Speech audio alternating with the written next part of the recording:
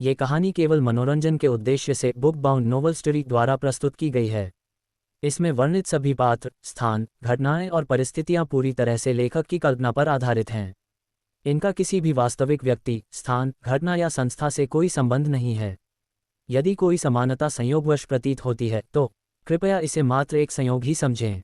महत्वपूर्ण सूचना: इस कहानी में 18 जोड़ सामग्री वयस्क विषय वस्तु शामिल हो सकती है, जो केवल प्रौढ़ दर्शकों 18 वर्ष और उससे ऊपर के लिए उपयुक्त है। कृपया इसे अपनी उम्र और मानसिकता को ध्यान में रखते हुए ही देखें। बुक बाउंड नॉवल स्टोरी पर प्रस्तुत सभी कहानियां पूरी तरह से काल्पनिक या फिक्शन आधारित होती हैं। कृपया इन्हें केवल एक मनोरंजन सामग्री के रूप में लें और वास्तविकता से जोड़ने का प्रयास न करें।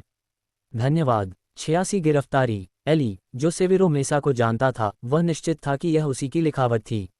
शायद उसने मकबरे की खोज अभी खत्म की थी और पकड़े जाने से ठीक पहले ये पत्र एली के साथ साझा किया था। उसे क्या मिला? एली ने पत्र को हाथ में लिया, थोड़ा भ्रमित होते हुए। क्या उसे वही मिला जो सेलिन मेटेट्रिन ने छोड़ा था? क्या वह मकबरे में था? तो वह क्या था? या कब्र में कुछ ऐसा था जिससे वह पुष्टि कर सका कि सेलिन मेटेट्रिन की चीजें कहाँ थीं? हाय, ये ठीक नहीं है। मुझे सेवेरो मेसा से मिलना ही होगा। एक पल की हिचकिचाहट के बाद भी एली को लगा कि सेवेरो मेसा से मिलना जरूरी होगा। जहां तक पूर्व निदेशक का सवाल है, वह कहाँ थे? एली ने अपने शिक्षक को खोजने का फैसला किया। पुस्तकालय में, तीसरी मंजिल पर, निदेशक के अध्ययन कक्ष में, एली अपने शिक्षक से मिला। एली, मुझे लगा कि तुम्हें आज काम नहीं करना है। क्या तुम्हें मुझसे कुछ चाहिए? क्लेमेंट ने अपनी नाक पर लगे चश्मे को छुआ। इन सालों में उनकी नज़र बहुत अच्छी नहीं रही थी। हाँ, शिक्षक, एली ने सिर हिलाया। बोलो। एली 20 साल से ज्यादा समय से उनके साथ था, इसलिए वे एक दूसरे को अच्छी तरह समझते थे। हाँ, शिक्षक, मैं पूर्व निदेशक सेवेरो मेसा की स्थिति जानना चाहूंगा, एली ने बिना किसी हिचकिचाहट के कहा। क्लेमेंट ने अचानक अपना सिर उठाया और अपनी आंखें चौड़ी कर लीं। इस मामले में मत पड़ो। ब्रायन साथ में पहले ही बहुत गुस्सा है। वह ज्यादा समय तक नहीं जिएगा। मैं निदेशक का सम्मान भी करता हूँ, लेकिन इस बार उसने जो किया वह बहुत ज्यादा था। कोई भी उसकी मदद नहीं कर सकता। किसी की पूर्वजों की कब्र खोदना वाकई कुछ ज्यादा ही था। हालांकि एली की दृढ़ आंखों को देखकर क्लेमेंट का दिल फिर से नर्म हो गया। ये सच है, मैं जानता हूं कि तुम्हारा सेवेरो मेसा से कुछ संबंध है, लेकिन बस हार मान लो। कोई भी उसे नहीं बचा सकता। एली फिर भी कुछ नहीं बोला। ठीक है, ठीक है, ठीक है। मैं बहुत बदकिस्मत हूँ। मेरे पास तुम्हारे और हरमन जैसे छात्र क्यों हैं? मैं तुम्हें पता करके बताता हूँ। कोई मूर्खतापूर्ण काम मत करना। आखिरकार तुम मेरे छात्र हो। क्लेमेंट ने आह भरी। क्लेमेंट के कोई बच्चे नहीं थे। हरमन और एली उनके सबसे करीबी लोग थे। इस समय वह एक बूढ़े पिता की तरह बेबस थे। धन्यवाद, शिक्षक। ये जानकर कि उनके शिक्षक मान जाएंगे, एली हंसा। तुम क्यों हंस रहे हो? मेरे पास अभी भी बहुत काम है। तुम्हें आज उसे खत्म करने में मेरी मदद करनी होगी। ठीक है, मैं करूँगा। शिक्षक, आप जाकर आराम कर सकते हैं। एक हल्के फुल्के स्वर में आवाज आई। क्लेमेंट के चेहरे पर मुस्कान आ गई। चाहे कुछ भी हो, क्लेमेंट अब शाही पुस्तकालय के निदेशक थे। उनकी सामाजिक स्थिति और सूचना चैनल पहले के मुकाबले अतुलनीय थे। बहुत जल्द उन्होंने वह सब इकट्ठा कर लिया जो एली चाहता था। जो पत्र उन्हें दिया गया था, उसे देखते हुए एली ने उसे ले लिया। ये सारी सामग्री है। इसे पढ़ने के बाद इसे नष्ट करना याद रखना, क्लेमेंट ने एली को लिफाफा लेते हुए देखकर कहा। ठीक है, शिक्षक। एली थोड़ा हैरान था। सिर्फ आधा दिन हुआ था और उन्होंने वास्तव में सारी जानकारी ढूंढ ली थी। इसका मतलब सिर्फ यही हो सकता था कि एक पुस्तकालय निदेशक का शिक्षक होना बुरा नहीं था। फिर, शिक्षक, मैंने अपना काम खत्म कर लिया है, इसलिए मैं पहले चलता हूँ। एली ने क्लेमेंट का काम लगभग खत्म कर दिया था, इसलिए वह वापस जाकर पत्र की सामग्री पढ़ने की तैयारी करने लगा। हाँ, क्लेमेंट ने सिर हिलाया और एली को दरवाजे से बाहर जाते हुए देखा। लेकिन जैसे ही वह दरवाजे पर पहुंचा, उन्होंने उसे आवाज दी। एली, तुम बहुत चालाक हो, लेकिन कोई मूर्खतापूर्ण काम मत करना। क्लेमेंट अभी भी थोड़ा चिंतित थे। शिक्षक, चिंता मत कीजिए। मेरे जैसा एक साधारण व्यक्ति क्या कर सकता है? एली मुस्कुराया और कमरे से बाहर निकल गया। जल्द ही वह घर लौट आया। उसने पत्र खोला और देखा कि इसमें पूरी प्रक्रिया दर्ज थी। घटना का कारण 5 दिन पहले था। शाही मकबरे का एक गार्ड अपनी रोजाना की गश्त के दौरान अचानक पेट में गड़बड़ी महसूस करने लगा। वह अपनी समस्या का समाधान करने के लिए पास के एक जंगल में जाना चाहता था, लेकिन उसे जंगल में एक बड़ी मानव निर्मित गुफा मिली। गार्ड इतना चौंक गया कि उसने अपनी पैंट ऊपर खींचने की भी परवाह नहीं की। उसने तुरंत इसकी सूचना दी। 2 महान योद्धाओं और 1 दर्जन से अधिक योद्धाओं के एक समूह ने गुफा को घेर लिया। फिर सबके सामने सेवेरो मेसा बाहर निकला और पकड़ा गया। कुछ जांच के बाद उन्होंने पाया कि गुफा का अंत शाही मकबरा था। ब्रायन साथ में बहुत गुस्से में था और सेविरो मेसा को कैद कर लिया गया।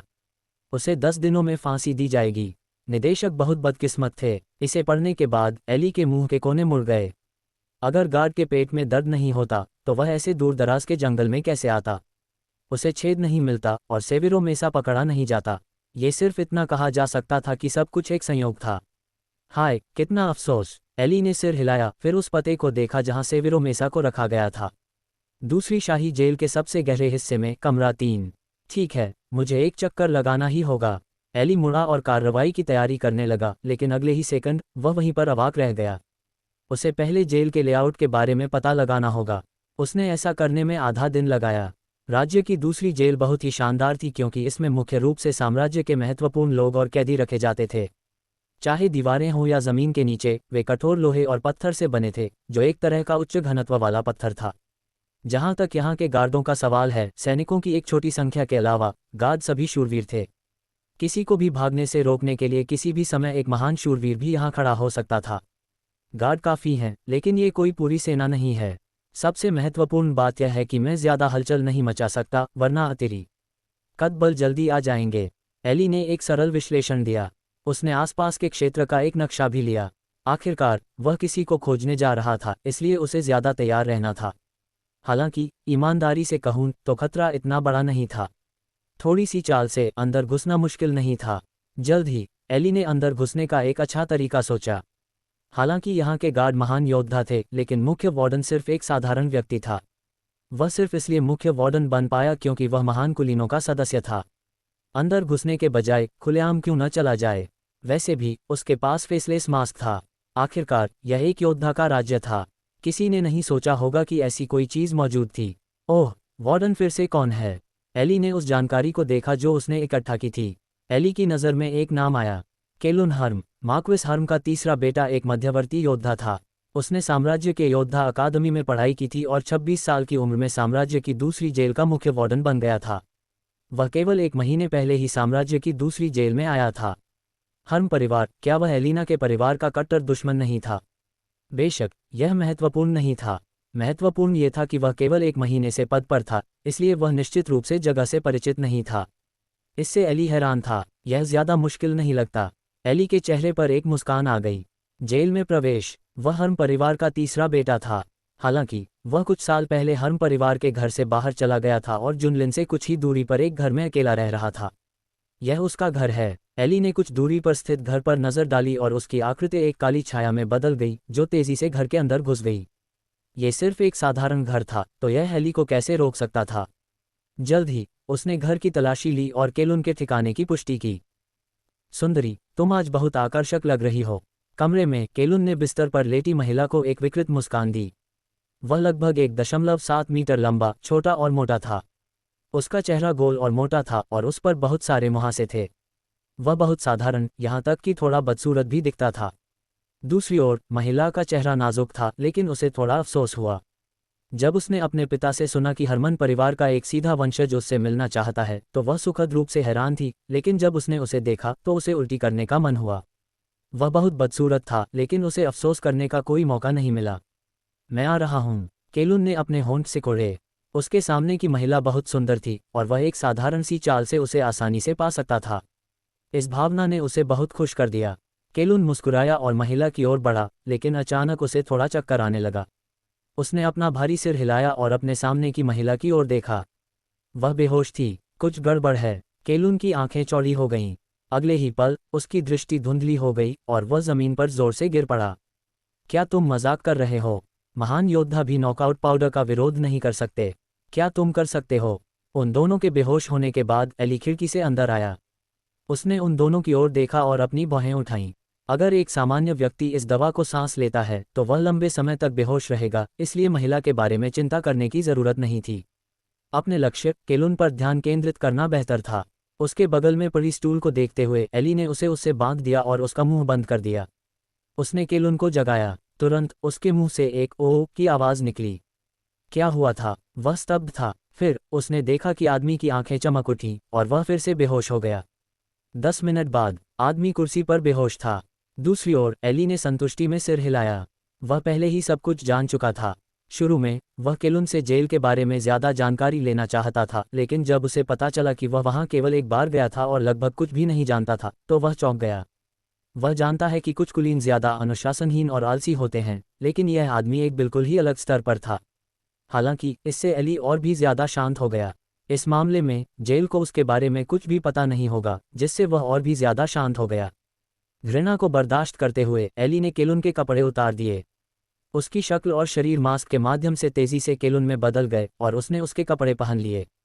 उसने खुद को शीशे में देखा और पाया कि वह बिल्कुल केलुन जैसा लग रहा था। बुरा नहीं है, ये काफ़ी है।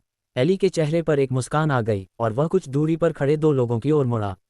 उसने उन्हें सीधे बिस्तर पर लेटा दिया और यह सुनिश्चित किया कि वे एक दिन तक नहीं जागेंगे। फिर वह कमरे से बाहर चला गया। स्वामी, दरवाजे पर एक गार्ड था जो गंभीरता से पहरा दे रहा था। बुरा नहीं है, तुम ऊर्जा से भरे हो, एली ने तारीफ की। ये सब स्वामी के लिए है। मेरे यहाँ रहते हुए मैं एक भी कीड़े को अंदर नहीं घुसने दूंगा। गार्ड उत्साहित था। बुरा नहीं है, एली ने सिर हिलाया। गाड़ी तैयार करो, मैं दूसरी जेल जा रहा हूँ। पिछले 10 मिनट या उससे ज़्यादा समय में एली पहले ही केलुन के लहजे और उसकी कुछ आदतों के बारे में जान चुका था। इसमें थोड़ी कमी हो सकती है, लेकिन ये कोई बड़ी बात नहीं होगी। हाँ, हालांकि गार्ड को यह अजीब लगा क्योंकि लगभग रात हो चुकी थी, लेकिन उसने कुछ नहीं कहा। ओह, ठीक है, तुम बस यहीं रहो। कल से पहले दरवाज़ा मत खोलना और किसी को अंदर मत आने देना। मुझे तुम पर भरोसा है, इसलिए मैं तुम्हें ये काम दे रहा हूँ। एली ने गार्ड के कंधे पर थपथपाया और उसे प्रोत्साहित किया। हाँ, गार्ड के हौसले बुलंद थे। हे भगवान, उसने आज वास्तव में स्वामी की सराहना जीती। बहुत जल्द गाड़ी का इंतजाम हो गया। गाड़ी एली को शाही दूसरी जेल तक ले गई। 10 मिनट बाद वे अपनी मंजिल पर पहुंच गए। एली नीचे उतरा और अंदर की ओर अकड़कर चला गया। 2 निचले स्तर के योद्धा दरवाजे पर पहरा दे रहे थे। जब उन्होंने किसी को आते देखा तो वे उन्हें रोकने के लिए तैयार थे। क्या तुम्हारी आंखें नहीं हैं? क्या तुम देख नहीं सकते कि यह कौन है? यह मुख्य वार्डन स्वामी केलुन है। इससे पहले कि एली अपना मुंह खोल पाता, वह आदमी जो कोचमैन और उसका गार्ड दोनों था, चिल्लाया, मुझे माफ़ करना, लॉर्ड वार्डन। दोनों गार्ड भी चौंक गए। उन्होंने एली की ओर देखा। यह उम्मीद नहीं की थी कि वह वास्तव में लॉर्ड वार्डन होगा। आखिरकार वह यहाँ केवल एक बार आया था और अब अंधेरा और हवादार था, इसलिए वे दोनों उसे ठीक से नहीं देख पाए। कोई बात नहीं, कोई बात नहीं, मुझे बस कुछ काम है। एली ने उदारता से अपना हाथ हिलाया और सीधे अंदर चला गया। दोनों गार्डों ने उसे रोकने की हिम्मत भी नहीं की। मैं सेविरो से मिलने जा रहा हूँ। क्या तुम लोग जानते हो कि वह कहाँ है? जैसे कुछ याद आया, एली मुड़ा और पूछा, लॉर्ड वार्डन, सेविरो सबसे निचले स्तर पर होना चाहिए। उसे वहाँ अकेले रखा गया है। मैं आपको वहाँ ले चलूँगा।